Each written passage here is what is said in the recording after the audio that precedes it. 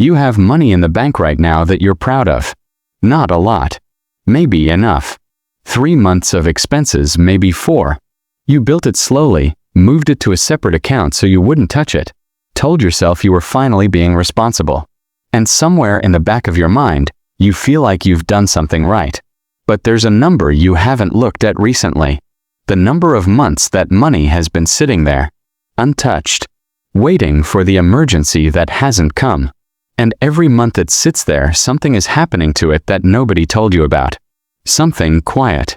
Something that doesn't show up as a transaction. Something the financial system is perfectly happy for you never to understand. You're losing money by saving it. And that sentence is going to make you uncomfortable because everything you were ever told points the other way. So stay with me. Because what I'm about to show you isn't a trick or a loophole. It's the gap between how money actually works and how most people were taught to think about it. And once you see it, you cannot unsee it. Let's go back. Not far. Just to the version of you that decided to start an emergency fund. Maybe it was after a close call. A car repair that hit harder than expected. A job that felt suddenly less stable. A conversation with someone older that scared you a little. You decided right then that you were going to be different. You were going to be prepared. You were going to have a cushion. So you started moving money aside. $50 here. $100 there. You skipped a dinner out and transferred the difference. You told yourself this was discipline. And it was. That part is real. The discipline was real. But here's what nobody asked you at the time. Prepared for what exactly? And at what cost? Because here's what your emergency fund year looked like in actual numbers. Say you saved $10,000 over 18 months. You felt it. You felt every transfer. You said no to things. You delayed things. You made real sacrifices to build that number. And today, that $10,000 is sitting in a savings account earning maybe 4% if you were paying attention, maybe 0.5% if you weren't. Meanwhile, inflation ran at somewhere between 3 and 5% depending on the year. Which means in real terms, in terms of what that money can actually buy, you either barely broke even or you lost ground. Quietly. Without a single notification. Without anyone telling you. The money you saved to protect yourself has been slowly losing its ability to protect you. And the system never sent you an alert about that. And what's worse is the opportunity. The thing sitting right next to your emergency fund that you haven't looked at because you told yourself you weren't ready. The investment account. The index fund. The asset. The thing that, had you understood it clearly, you might have approached differently. You might have asked different questions. You might have made a different set of trade-offs. But nobody framed it that way. Nobody sat you down and said, listen, there is a cost to safety. A real cost. And it compounds, just like the thing you're afraid of. Think about the last 3 years of your life. Wherever you were financially 3 years ago, trace the path to where you are now. If you've been saving consistently, you feel good about that. You should. But look at what's actually in that savings account versus what the market returned over those same 3 years. Look at the gap. That gap has a dollar amount.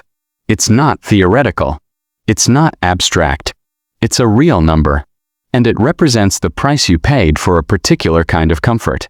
The comfort of feeling like you had money when you needed it, even though the emergency never came. This is the trap nobody talks about. Not because it's a conspiracy, but because the trap is invisible. It's built into the language we use. It's built into the word savings. It sounds virtuous. It sounds responsible. It sounds like the opposite of the reckless spending that everyone warns you about. But savings without strategy is just spending in slow motion.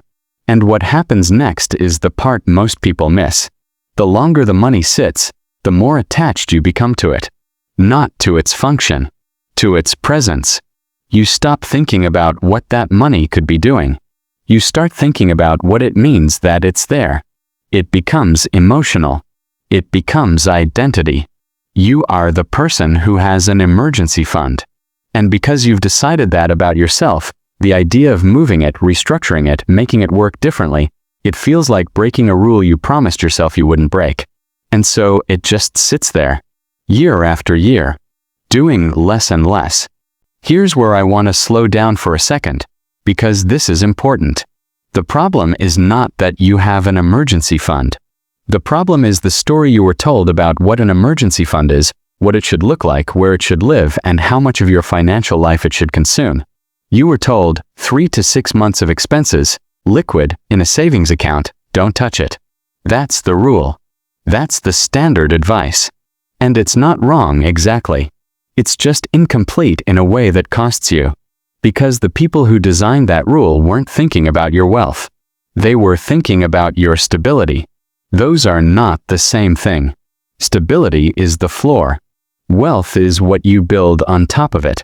And most people got handed the blueprint for the floor and were never shown the rest of the building. The game changed. The financial tools available to you today are not the same tools your parents had. The interest rate environment shifted. The accessibility of investing changed. The cost of not investing compounded. But the advice stayed the same. 3 to 6 months. Savings account.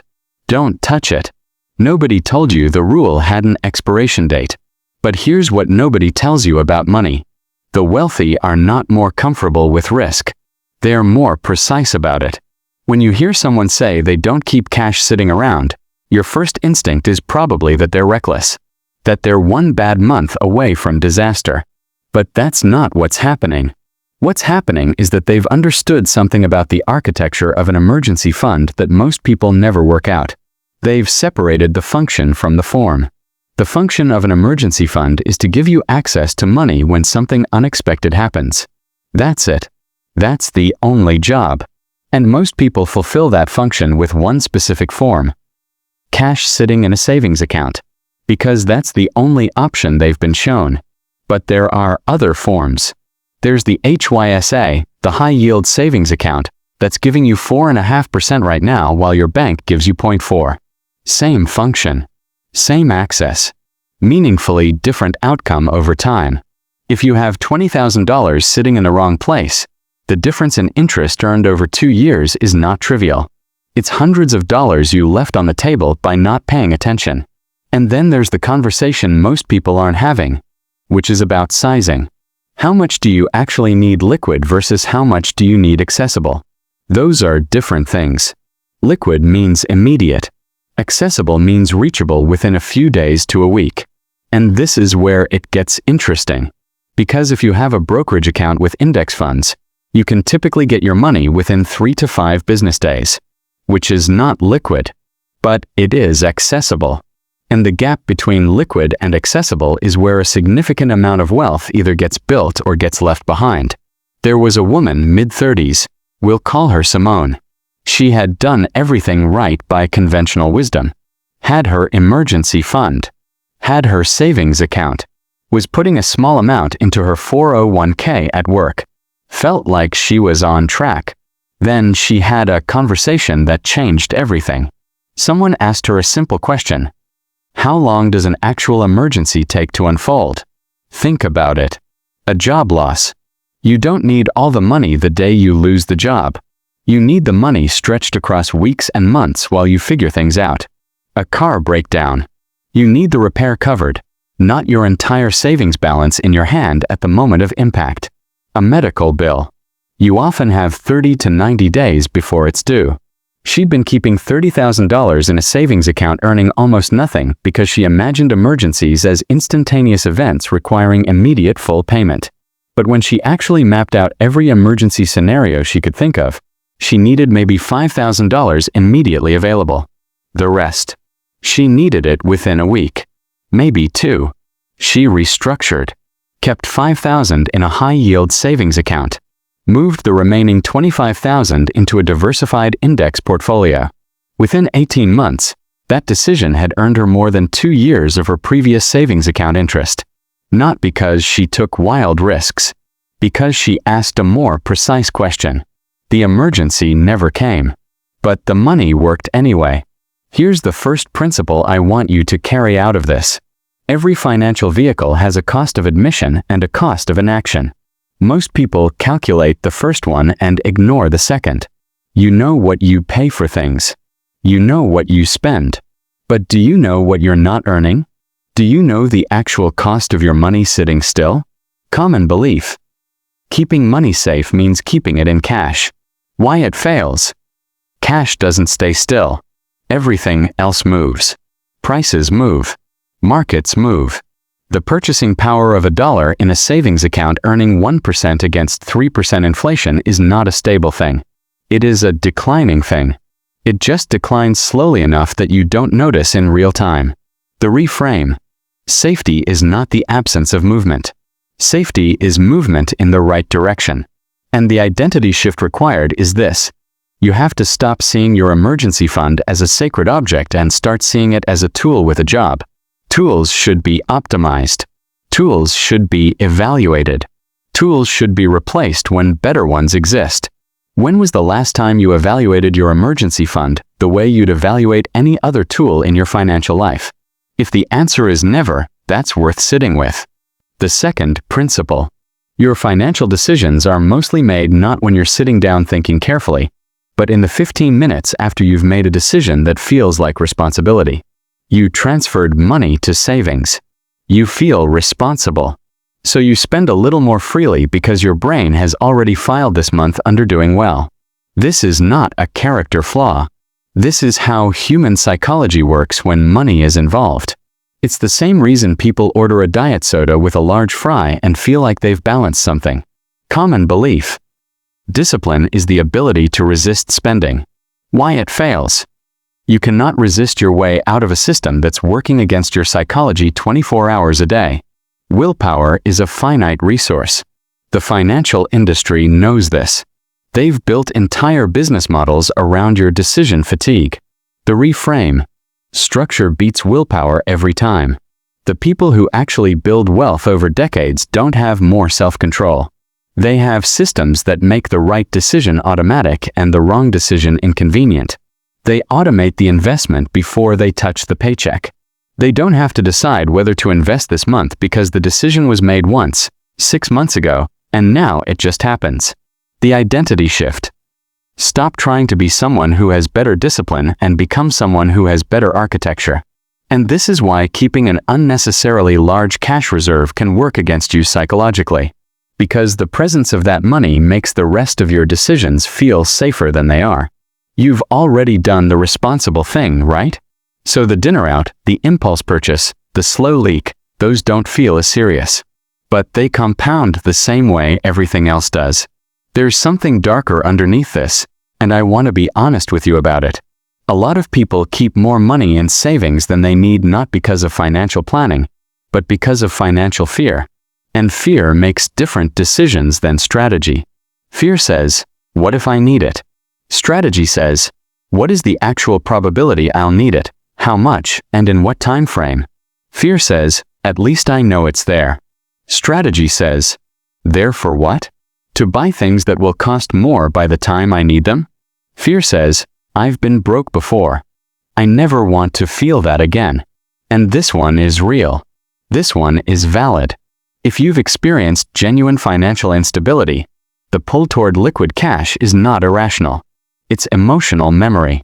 It's your nervous system trying to protect you based on something it actually survived. But here's the cost. When fear is making your financial decisions, you are optimizing for not losing rather than for building. And those are two completely different games. The not losing game is survivable. The building game is what actually changes your life. And you cannot play both simultaneously with the same money. This is why millionaires do the opposite of what you'd expect. They're not comfortable because they have cash. They're comfortable because they have clarity. They know exactly what each dollar is doing, why it's doing it, and what they'd do if something changed. That clarity is what creates the feeling of safety, not the number in the savings account. You can have $200,000 in cash and feel broke if you don't trust your decisions. And you can have a tightly structured $50,000 and sleep better than you ever have. The emergency fund isn't protecting you. The confusion around it is what's keeping you fragile. Third principle. The goal of an emergency fund is to buy you time to make a good decision. That's it. Not to insulate you from all risk. Not to make you invincible. Not to give you the feeling that money is waiting for you somewhere. To buy you time to make a good decision. When you understand it that way, everything changes. Because time to good decision has a number. It's not 3 to 6 months for every human on earth, regardless of their profession, their industry, their family structure, their insurance coverage, their backup income sources. That number is yours, and you should calculate it from your actual life. If you have marketable skills in a strong industry, your job loss recovery time is probably 2 to 3 months, not 6. If you have a working partner with stable income, your coverage need is lower. If you have term life, car insurance with zero deductible, medical insurance with solid coverage, your exposure to immediate financial catastrophe is different than someone without those things. Most people have never actually sat down and asked, what is my true emergency exposure? They've just picked a number that felt safe and left it there. 4 years. Common belief. More emergency fund equals more security. Why it fails? Security has a price, and above a certain threshold you're paying that price for a feeling, not for a function. The reframe. Calculate your actual exposure and cover exactly that. Everything above it should be working. Let me tell you about Marcus. Inherited $60,000 at 29. First thing everyone told him, pay off debt, put some in savings, be careful. So he did. Put $30,000 in a savings account, called it his emergency fund, felt responsible. Let the other 30 sit while he figured out what to do with it. 18 months later, he'd spent the $30,000 on life while waiting to feel ready to invest it. The savings account had earned him roughly $900. Inflation had shaved about 3% off the purchasing power of what remained. And he hadn't had a single emergency. He hadn't protected himself. He'd just delayed the decision while telling himself the delay was caution. The tragedy isn't that he lost money. The tragedy is that he did everything he was told to do and still ended up worse off than if he'd understood the actual mechanics behind the advice. This is not a story about laziness. Marcus wasn't lazy. He was cautious. He was listening to conventional wisdom. He just didn't know what nobody told him, which is that conventional wisdom about money is often designed to protect the financial institutions more than the individual. And this brings us to the uncomfortable part. Your lifestyle is being financed by decisions that you're making in moments of emotional comfort, not strategic clarity. The emergency fund that's too large. The savings account that's paying you almost nothing. The investment account you haven't opened because it doesn't feel like the right time. These aren't neutral choices. They have a cost.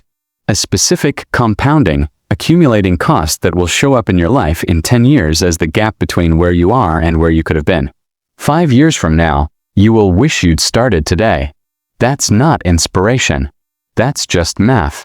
And the hardest truth. You are not bad with money. You are good at the wrong game. You were taught to save in a world where saving was enough. That world existed. It doesn't anymore. The rules changed, and the people who changed them did not send you a memo.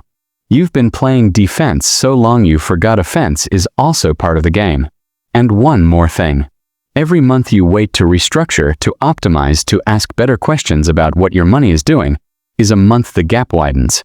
Not dramatically. Not catastrophically. Slowly. Quietly. In the same way, your emergency fund has been quietly underperforming for years without sending you a single alert. The system doesn't need to rob you dramatically. It just needs you to stay comfortable long enough for the slow erosion to do its work. So here's where you are right now. You have 2 paths. Path A, you keep doing what you're doing. You feel responsible because the money is there. You don't touch it. You don't evaluate it. It earns what it earns, which is less than inflation in most environments. And in 5 years, you have more of the same feeling, slightly less purchasing power, and the same questions you have right now, just louder. Path B.